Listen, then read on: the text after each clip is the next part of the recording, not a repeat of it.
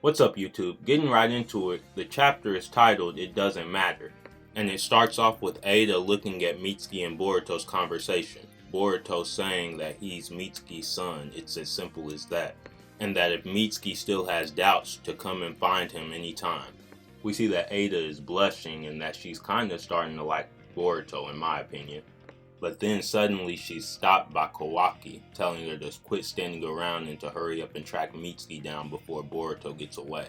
Delta is also present with Kawaki. Damon is there as well, but Delta tells Kawaki that he's pissing her off with his rude attitude towards Eida, and Kawaki rebuttals that he doesn't care how she feels and to go ahead and be mad.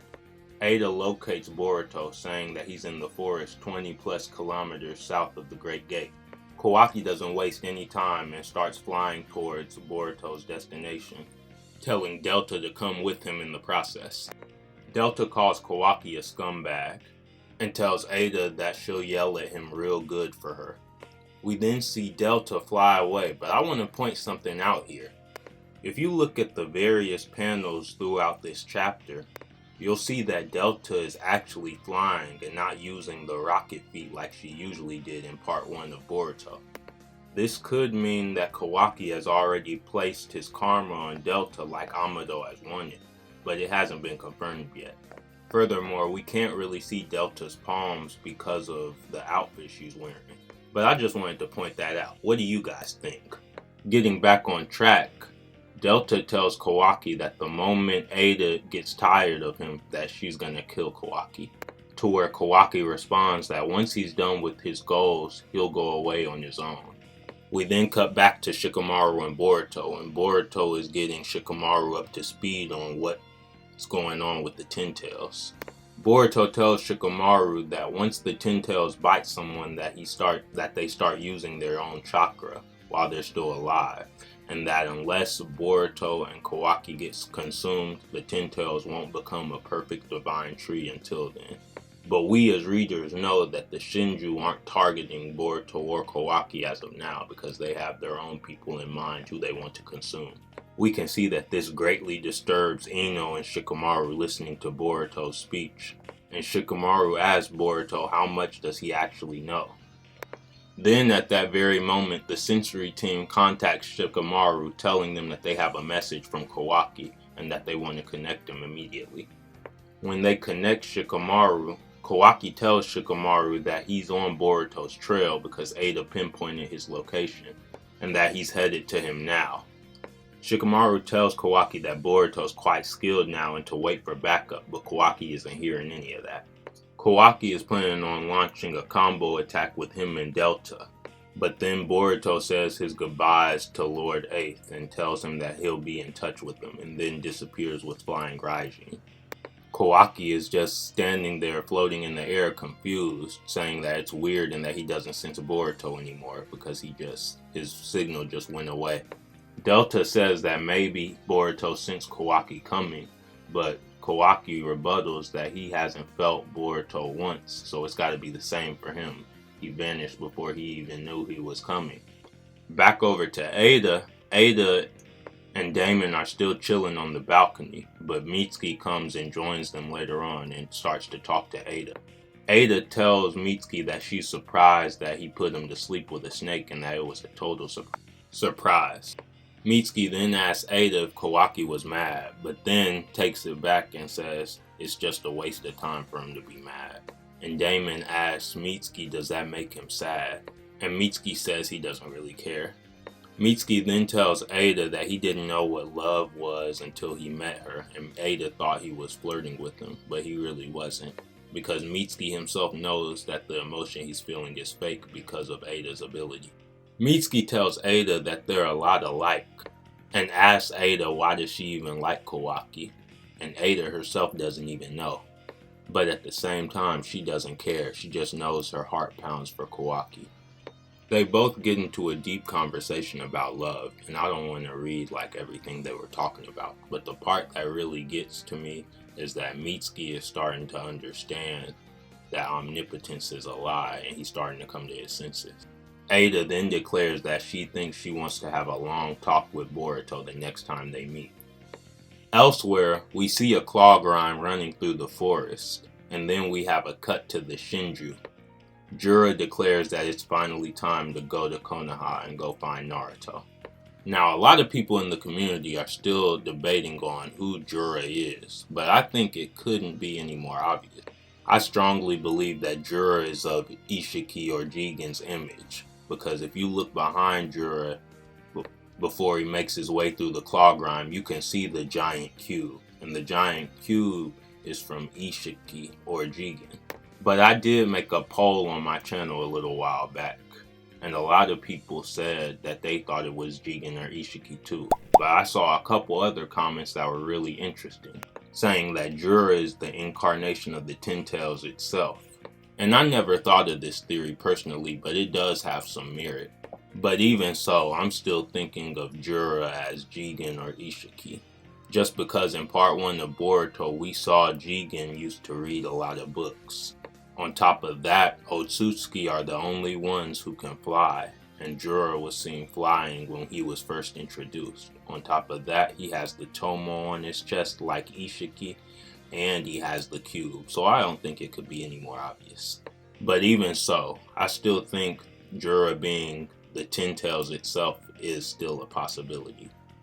Back to the chapter, Jura uses the claw mark ability to travel through the claw grind that was running through the forest, and Hidari soon follows afterward.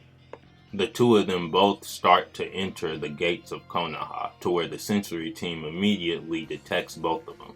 They notify Ino and Shikamaru immediately, saying that 2 unknown chakras are at the gate. Well, 1 actually.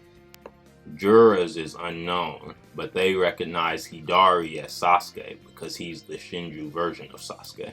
But this scene in particular caused me to think maybe Jura might not be Ishiki or Jigen, because in part 1 of Boruto, Jigen and then Ishiki later both pulled up to the village, so they should have both Jigen and Ishiki's chakra registered, and the fact that they didn't label Jura as Ishiki or Jigen is kind of odd to me. Even though Otsutsuki are known to be able to mask their chakra perfectly, and without people knowing, they still knew when Jigen and Ishiki both arrived at the village. So I'm interested to know, what do you guys think about that? Right before Jura and Hidari entered though, Shikamaru told Ino to make sure their conversation with Boruto stays secret because it's top secret. He doesn't want anybody to know about it. Because as he said a couple chapters ago, this is all to save Konoha. So when Jura and Hidari entered the village, they were told by some of the team to stop and to not take another step or they'd be considered an enemy. But Jura wastes no time eliminating them. But then when they announced that Sasuke had returned to the village, Sarada immediately thought about her dad and wanted to see what was going on. Eida then contacts Shikamaru herself and tells him that the intruders are Ten Tails, and that she saw them a little while earlier and apologizes that she didn't report it sooner. She says exactly what Boruto was saying, that they are self-aware, but she doesn't know how. But without saying, they are enemies of Konoha without a doubt.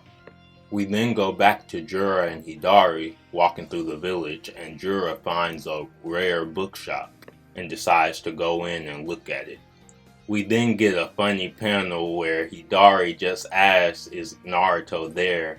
And Jura replies that it's just funny that you say that with a straight face. Then, without a moment's notice, Kawaki attacks Hidari with the rapid fire Sukuna Hikona ability. The black rods instantly appear, but Hidari jumps and dodges them. Kawaki then runs up on Hidari and gives him a mean kick. He asks who Hidari is and why did he come to Konoha. And Jura walks out of the bookstore telling him not to fight in front of the bookstore because he'll damage the treasure trove that's inside. Jura then immediately attacks Kawaki with what looks like the wood style or Mokutun and tries to attack Kawaki, but then he uses Sukuna Hikuna to shrink himself before Jura can make contact. Kawaki activates his karma and then tries to strike Jura, but Jura easily dodges his attack and then kicks Kawaki into the old water tower that Naruto destroyed with his Rasengan in part 1 while he was fighting Sasuke. It was a cool callback to see that water tower because it brings back so many memories of even when I was a kid watching Naruto. Jura tells Kawaki that he won't kill him just yet, so he tells him just to sit tight, Otsutsuki. Delta then rushes over to the water tower to go see if Kawaki is alright. Once again, this is another panel where Delta is actually just flying. She's not using the ninja tech in her feet to use flight. Rather, she's just flying without it. No rocket boots at all, so I'm almost certain Delta might have a karma as of now. Jura is then instantly shocked, and then he says, "There you are, Uzumaki Naruto." Jura tells Hidari that Naruto is close by, and he asks him, "Are you sure?" Jura replies that Naruto is a Jinchuriki who bears a Biju, the Biju chakra dwelling inside of him, and as an incarnation of a fellow Biju, he can sense that. So from that dialogue alone, we know that Jura and the other Shinju are not aware of the battle between Ishiki and Naruto, and that Kurama died as a result of that. We then see Sarada and Sumire readily rushing over to where Hidari and Jura are at, with Sarada thinking back to what the censor ninja said, that the chakra is a match, that Sasuke Uchiha is back in the village. But then Sarada immediately remembered that Boruto told her that his master, Sasuke, was absorbed by the Ten Tails. We then also cut to Team 10 along with Himawari, who are tailing down Hidari and Jura as well. Shikadai tells Team 10 that even if it is Sasuke who entered the village, to not hesitate to strike, because Sasuke is helping Boruto, which makes him just as much a traitor as he was. Inojin also tells Himawari not to worry and that he'll protect her. But much to all of their surprise, Jura pulls up on Team 10. Hidari arrives soon after and asks Jura which one is Naruto Uzumaki, to where we see Jura just intently inspecting Himawari, asking what in the world is going on and that this is odd. And that concludes the end of chapter 8. So this was very interesting and a good chapter as a whole. We learned that the Shinju aren't yet aware that Kawaki has sealed Naruto in Black Heaven, or Daikokuten, the timeless dimension. And though it's not confirmed, I believe that Kawaki has already placed a karma onto the Delta cyborg, because as I pointed out earlier in the review, Delta wasn't flying with ninja tech, she was actually flying, which means she could bear a karma as of now. I have another video that I'm going to be making soon, and I want to save a lot of my thoughts on Himawari for that video. But as of this chapter, I'm almost 100% sure that Kurama will return at some time in Boruto 2 Blue Vortex. I'm not going to give my reasoning why as of now, rather I'm going to wait until I drop that video so you understand my thoughts completely. But other than that, I can say that Eida is probably going to fall for Boruto instead of Kawaki later on in the story as well. Mitsuki seems to already be piecing together that omnipotence has switched to Boruto and Kawaki. He's slowly finding that out on his own and coming into his own shell. Also, I do wonder where are the other two Shinju, Moegi and the Bug Shinju, because it seems like Hidari and Jura just came to Konoha by themselves. And also, Jura's chakra wasn't registered, meaning he could possibly not be Jigen or Ishiki, because if Jigen or Ishiki came into the village, then the sensory unit should already have their chakras registered. But like I said earlier, they are Otsutsuki and they can mask their chakra, but it's just kinda odd to me. And lastly, I said I was gonna save my thoughts on Himawari for the next video, but I just want to point out that she has a sunflower on her shirt. And if we remember back to Naruto Shippuden and Boruto Part 1, the Kurama chakra cloak as well as the Baryon mode chakra cloak are both red, and the red symbolizes the death of a falling star. But since Himawari has a sunflower on her shirt, the sunflower symbolizes enlightenment, spiritual awakening, and personal growth. And those are some of the reasons why I believe Kurama will be back. But I'll save all my thoughts for that next video, like I said. But let me know what you guys think in the comments below. See you next time. Later.